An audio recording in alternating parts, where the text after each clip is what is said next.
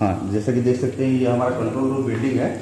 ये जो पैनल है 11 kV के, जैसे इनकमिंग यहाँ पे वहाँ ट्रांसफार्मर से PTR से इस पैनल के अंदर 11 kV बाई केबल रूट होते हुए ट्रेंच रूट है, ट्रेंच रूट बनी हुई है। जैसे कि आप देख सकते हैं यहाँ पे नीचे में होते हुए इनकमर के पास यहाँ पे आता है। दोनों PTR का इनकमर आया, बीच में एक बस कपलर है। जैसे कि एक इनकमर से हमको नहीं चलाना है तो बस कपलर से आप लेकर के पूरे पैनल को आप चार्ज कर सकते हैं।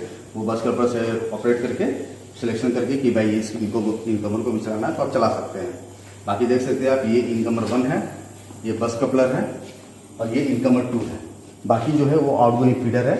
जैसे यहाँ पे जैसा कि हमने पहले बताया कि 4 डोमेस्टिक फीडर रहेंगे और 2 एग्रीकल्चर फीडर रहेंगे, टोटल 6 फीडर। लेकिन हम लोग 5 ही लेंगे, 3 डोमेस्टिक और 2 एग्रीकल्चर। जैसे कि आप जानते हैं 1 स्पेयर फीडर हम लोग सभी में देते हैं। तो आइए देखते हैं स्टार्टिंग से इसका क्या है। ये एक हम लोग यहाँ पे DDOIG प्रोजेक्ट में एक कैपेसिटर बैंक भी लगा हुआ है जो कि पावर फैक्टर करेक्शन में काम आता है। और ये automatic power factor correction meter लगा हुआ है। जैसे कि आपका लोड बढ़ रहा है तो वो कितना KVR तक ले करके उसको रिड्यूस करके रिएक्टिव पावर को एक्टिव पावर में बदलेगा। तो ये देखते हैं कैपेसिटर बैंक पैनल है, इसका आप देख सकते हैं, इसका नेम प्लेट है। टाइप जो है आप देख रहे हैं SIVP जो भी है, और रेटेड वोल्टेज 11 kV का है, frequency 50 hertz. Short time current जो है 25 kilo ampere for 3 second. Short time current means इसका जो भी शॉर्ट सर्किट करंट टाइम है वो 25 किलो एम 3 सेकंड तक रख सकता है। उसके ऊपर शॉर्ट सर्किट कुछ हुआ तो वो ट्रिप कर देगा। उसके बाद स्विंग ब्रेकिंग कैपेसिटी है 62.5 किलो एम्स में। फिसिटी रेशियो आप देख सकते हैं 600, 300, 150 बाई 5 to 5 एम्पियर। मीन्स ये 600 मैक्सिमम तक जाएगा करंट तक और 150 करंट तक मिनिमम जाएगा। और उसको जैसे कि 150 है उसको बाई 5 एम्पियर में कन्वर्ट कर देगा। जैसे 150 एम्पियर है उसको 5 एम्पियर में दिखाएगा। 300 है तो वो सीधे डबल हो जाएगा, 10 एम्पियर हो जाएगा। मतलब कि वो रेशियो में दिया हुआ है। स्कीम लिखा हुआ है DDOIG। यहाँ पे कॉन्ट्रैक्टर जो है TKC जिसको बोलते हैं, इंक्रीज पावर कंपोनेंट है। उसके बाद रेटेड करंट है ये 1250 एम्पियर का ये है पैनल है। और उसके बाद आप देख सकते हैं कि PF जो है with stand voltage 28 kV RMS। इसको डीप से जाएंगे, ये थोड़ा सा टेक्निकली बहुत डीप चले जाएंगे हम लोग। जैसे कि विथ स्टैंड वोल्टेज कितना होता है एक का, तो वो 28 kV तक वो उठा सकता है। 11 kV जैसे है तो ये 28 kV तक इसका रूट मीन स्क्वायर जो है RMS रूट मीन स्क्वायर ये उठा सकता है। इम्पल्स विथ स्टैंड वोल्टेज मतलब एट ए टाइम एक बार में कितना वोल्टेज उठा सकता है, 75 kV पीक है। उसके बाद ऑपरेटिंग ड्यूटी दिया हुआ है 0.3 सेकेंड्स 0 से 3 मिनट तक दिया हुआ है। सन ट्रिप क्लोज कॉइल है जो 30 वोल्ट DC का है। एक क्लोज कॉइल होता है, जैसे कि हम लोग जब ब्रेकर को क्लोज किए या कुछ हुआ तो वो क्लोज का एक कॉइल रहता है उसमें जो 30 वोल्ट DC से ऑपरेट होगा। पैनल का वेट दिया हुआ है। तो ये है हमारा कैपेसिटर बैंक का पैनल का। उसके बाद ये आउटगोइंग आता है एक 11 kV का। जैसे कि यहाँ पे जैसा बताया कि 4 आउटगोइंग डोमेस्टिक के और 2 एग्रीकल्चर के। इनका भी आप देख सकते हैं 11 kV है, 50 हर्ज है, 25 kilo for 3 second, 2.5 kilo ampere है। ये ब्रेकिंग कैपेसिटी है। और सिटी रेशियो फिर वही विथस्टैंड वोल्टेज जो भी है ब्रेकर का, और 30 वोल्ट DC इसका कॉइल वोल्टेज दिया हुआ है। और ये DC में दिया रहता है। मान लीजिए कि AC फेल हो गया हमारा तो वो क्लोज करना है तो वो 30 वोल्ट में वो क्लोज हो जाएगा, इसलिए हम लोग DC देते हैं। आगे आते हैं, ये आउटगोइंग हो गया। अब ये इनकमर हुआ। एक चीज़ आप देख सकते हैं कि ये इनकमर है जो कि ये जो है कैपेसिटी इसका जो है ये 1200 एम्पियर का है, 1250 का। ये 11 kV है, 50 हर्ट्ज है, सेम है क्योंकि सारे 11 kV के पैनल है, उतना ही का दिया हुआ है। लेकिन इसमें जो सिटी रेशियो है 1200 से आप देख सकते हैं। तो ये 1200 एम्पियर तक का करंट जो है वो रेटेड करंट का कैपेसिटी आप इसमें दिया हुआ है कि ले सकते हैं। आगे चलते हैं। ये पीछे साइड देख सकते हैं आप लोग, यहाँ पैनल के पीछे साइड वो PT लगा हुआ है। तो वो PT है, जो PT जो है अलग से दिया गया है इसमें, जो पीछे में पैनल के पीछे लगा हुआ है। तो ये हमारा सारे पैनल है। तो ये आते हैं तो एक 11 kV फीडर पैनल में क्या क्या रहता है ये चीज़ दिखाते हैं। एक हुटर है, बेल है, जो साउंड है जैसे अलार्म का है, ट्रिप का है, वो साउंड करेगा।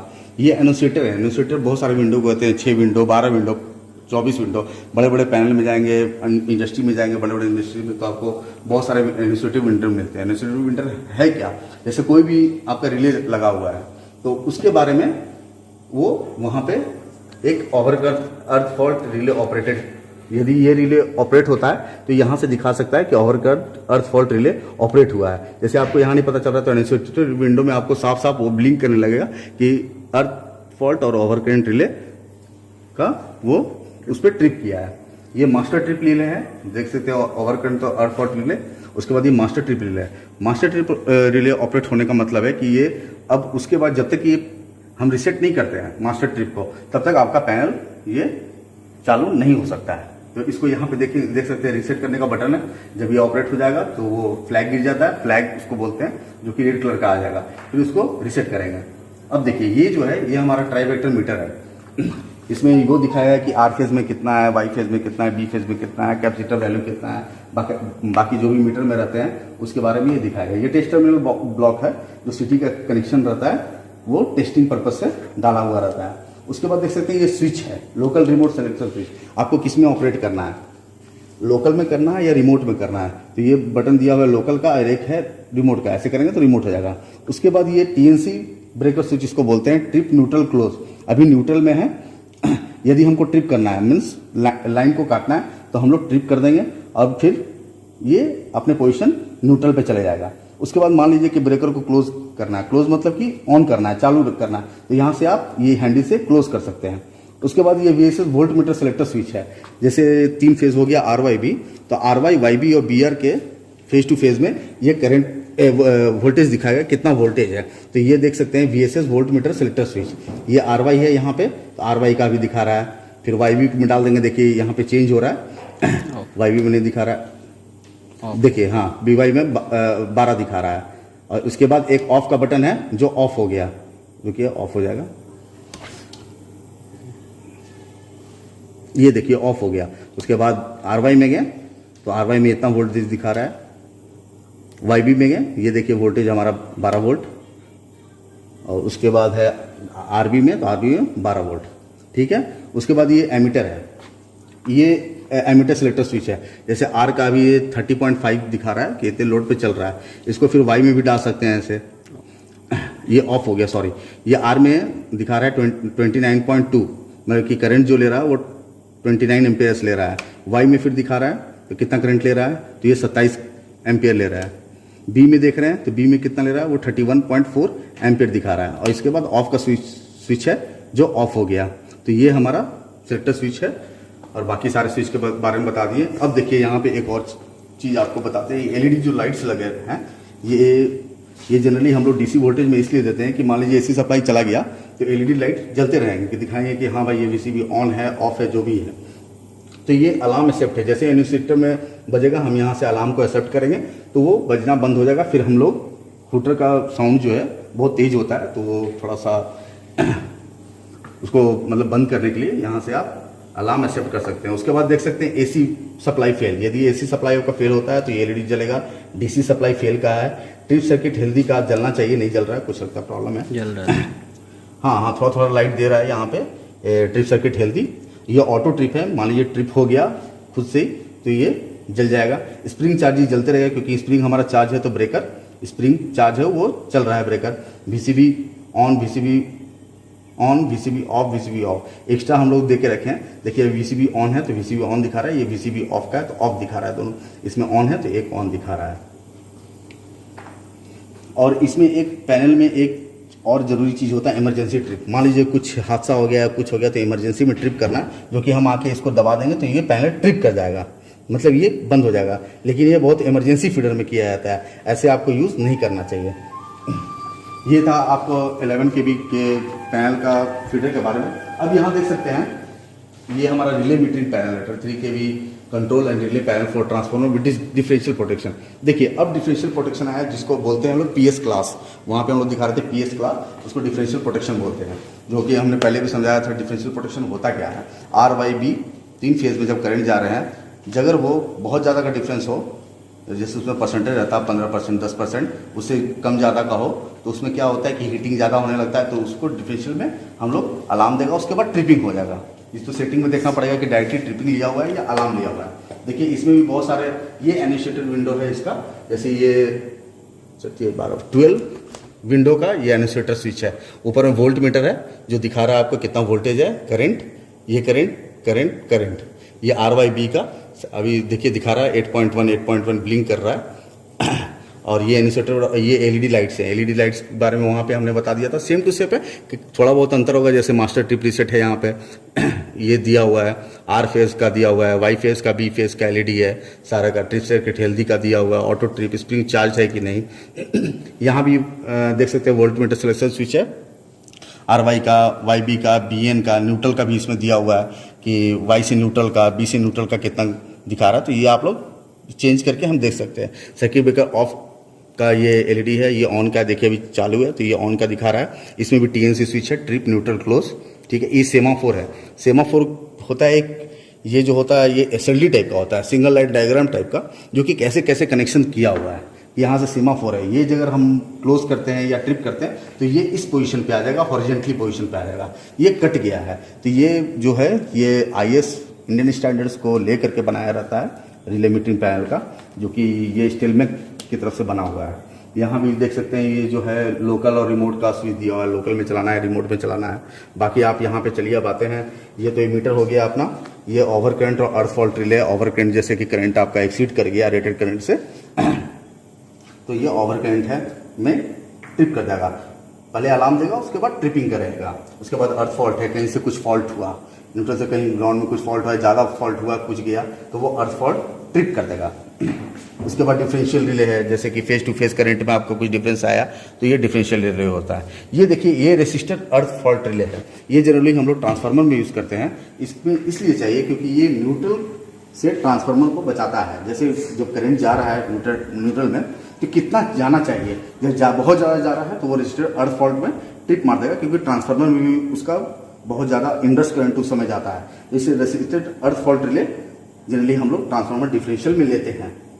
ये हमारा डिफरेंशियल रिले है, जैसे कि बता दिए। ये हमारा जो रिले है ये जनरल रिले होता है प्रोटेक्शन के लिए, जो कि इसको बोलते हैं मैकेनिकल रिले। तो अलग अलग रिले है इसका, जैसे कोई भी ऑपरेट किया तो उसको देखना पड़ेगा कहाँ फॉल्ट है। और ये है आपका ट्रांसफार्मर फॉल्ट रिले, जो कि ट्रांसफार्मर में क्या चीज़ से फॉल्ट हुआ। जैसे ऑयल टेम्परेचर ट्रिप, मतलब ऑयल टेम्परेचर बहुत ज़्यादा चला गया, जैसे कि जैसे हमने पिछले वीडियो में बताया था कि मान लीजिए ऑयल टेम्परेचर आपका 100 डिग्री से ऊपर चला गया, उसमें ट्रिपिंग है तो वो ट्रिप हो जाएगा। बुकोल्ज है, बुकोल्ज जो होता है main heart of the PTR बोलते हैं पावर ट्रांसफार्मर का, तो बुकोल्ज में कुछ प्रॉब्लम आया तो वो बुकोल्ज ट्रिप मार देगा।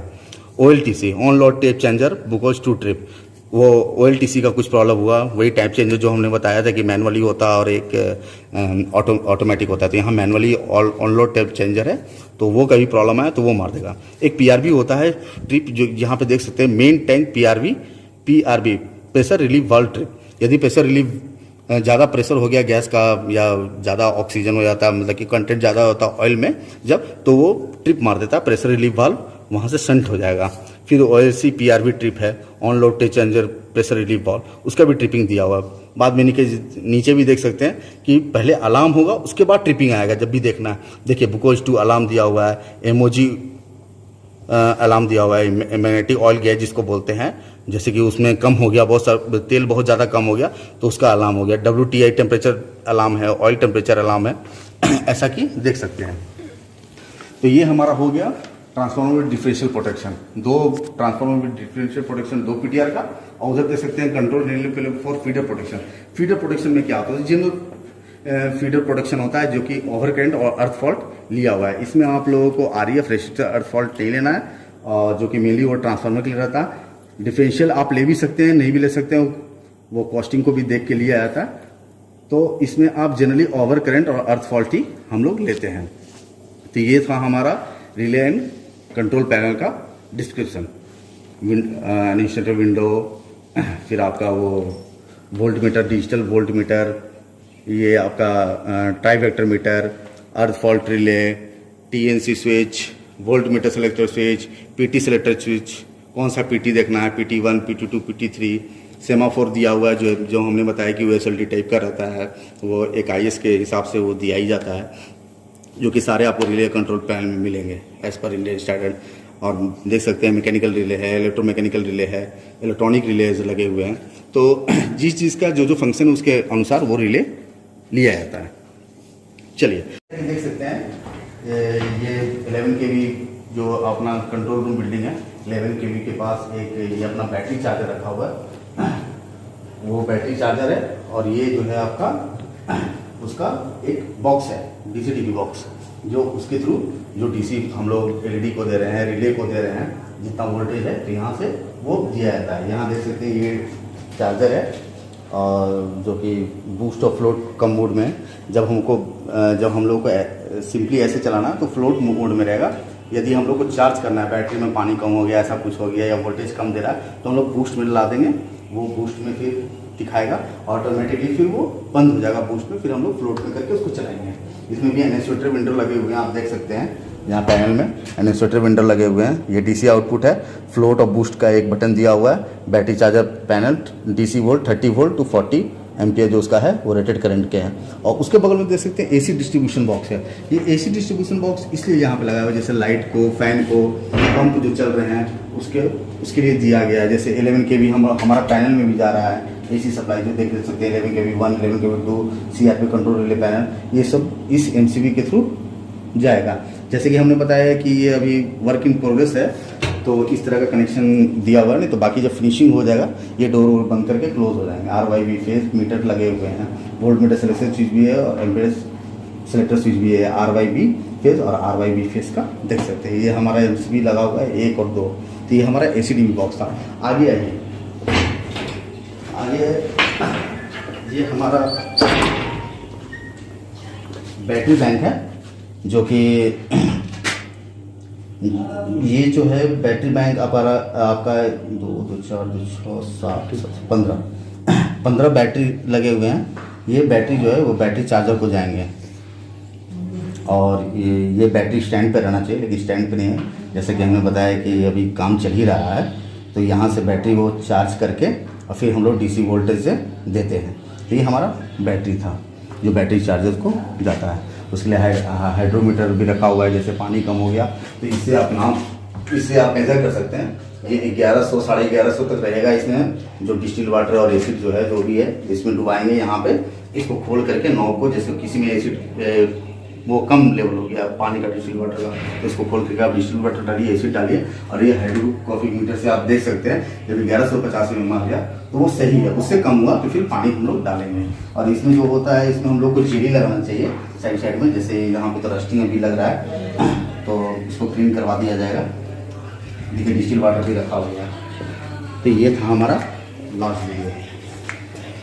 ये 11 kV के आउटगोइंग फीडर है, जो कि यहाँ से जाते हुए आप देख सकते हैं। टोटल 6 फीडर हैं, और एक सब स्टेशन के लिए है फीडर, वहाँ पे देख सकते हैं कैमरा उधर तरफ सब स्टेशन फीडर की तरफ आप दिखा सकते हैं। और बगल में कैपेसिटर बैंक है, जो कि ये सारा स्ट्रक्चर है वही कैपेसिटर बैंक का वही काम जो था, जो मैंने बहुत बताया कि एक्टिव पावर को एक्टिव पावर में कन्वर्ट करने के लिए। जैसे कभी हमारा पावर फैक्टर बहुत कम पे चल रहा है 0.8 पे, उसको 0.95 पे ले जाना है, तो कितना KVR ज़रूरत पड़ेगा। तो जनरली जितना मेगावाट यूज़ कर रहे हैं उसको 0.4 से या 0.45 से आप मल्टीप्लाई कर देंगे, तो एक जनरल फंडामेंटल है कि वो 0.85 से वो 0.95 तक चला जाएगा। जैसे कि आप कैलकुलेशन देख सकते हैं, इसका एक कैलकुलेशन होता है तो उसके अनुसार आप देख सकते हैं। ये बस थंब रूल से मैं बता रहा हूँ कि जैसे मैंने भी डिज़ाइन किया है कैपेसिटर बैंक पहले भी, तो उसके अनुसार बता रहा हूँ। जो भी मेगावाट होगा उसको 0.4 से मल्टीप्लाई कर दीजिए, वो 0.85 से 0.95 के बीच में आपको लाना है। रिएक्टिव को एक्टिव पावर में बदलना है, तो वो उतने का आ जाएगा।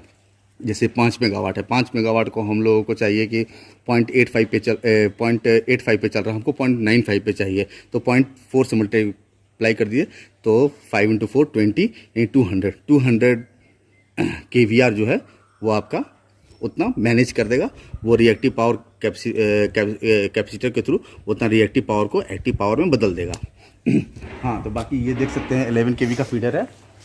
यहाँ पे एक अर्थ स्विच का हैंडल लगा हुआ है और एक आपका स्विच का हैंडल है। तो यहाँ से जो है हमारा 11 kV फीडर जाता है। ये देख सकते हैं एक पाइप है, वो GI पाइप के अंदर हमारा केबल रहता है प्रोटेक्शन के रूप में, और वहाँ पे देख सकते हैं कि वो किट के थ्रू आपका कंडक्टर गया हुआ है स्विच में। वो स्विच के थ्रू फिर ऊपर में कनेक्शन होता है। देखिए लास्ट वाले में कनेक्शन किया हुआ है, ये बोले नहीं वर्क इन प्रोग्रेस चल रहा है, उस समय का वीडियो है। वहाँ पे देख सकते हैं कनेक्शन किया हुआ है, फिर वो 11 kV अपने पोल के थ्रू 9 मीटर पोल के थ्रू अपना जो फीडर है एजी फीडर है तो एजी फीडर को जाएंगे। तो ये था हमारा सब स्टेशन का पूरा 11 kV का कंट्रोल रूम का और स्विच यार्ड का। बाकी और डीप में जो वीडियो बनाना है जैसे सिटी का और पीटी का कैपेसिटर बैंक का, इस सब का एलोबरेट मैं अगली वीडियो में करूँगा। तब तक के लिए धन्यवाद।